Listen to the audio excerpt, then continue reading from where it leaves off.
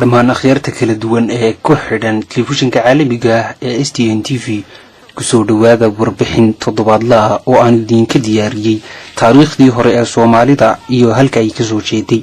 haddaba waxaa hubaala in ay luntay taariikh badan oo ay lahaayeen dadka Soomaaliyeed oo u noqon lahayd dhaxalgal, taasi oo sababta ugu weyn ay tahay qoraal la'aanta aanay dadka Soomaaliyeed waxba qorin. taariikhdii hore ee Soomaalida waxaa ka hadhay dhowr sheeko oo dhulka Soomaaliyeed caan ka ah, waana sida sheekada Araweelo oo kale.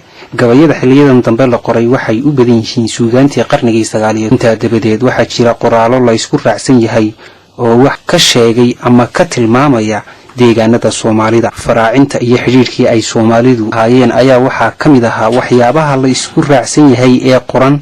waxaa la ogsoon yahay oo kale in Carabtu muddo aad u fog xiriir ganacsi ay la lahaayeen dadka Soomaaliyeed ee xeebaha degan. waxaa kaloo ka mid ah dadkii xiriirka la lahaa geyiga Soomaaliyeed, Beershiyaanka iyo Hindida. xilliyada ay dadkaasi ganacsiga ugu iman jireen arriga Soomaaliyeed maaha 100 sano ka hor ee waa 1000 sano iyo intii ka horeysay.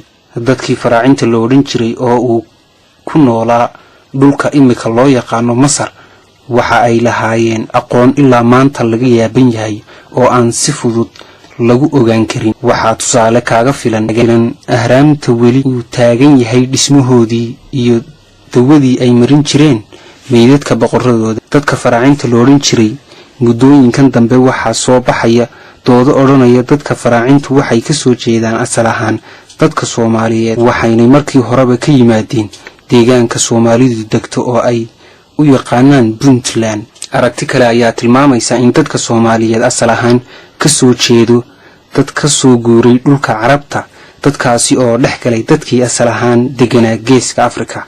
waa Mustafa Axmed Samaqaar, wararka STN magaalada Hargeysa.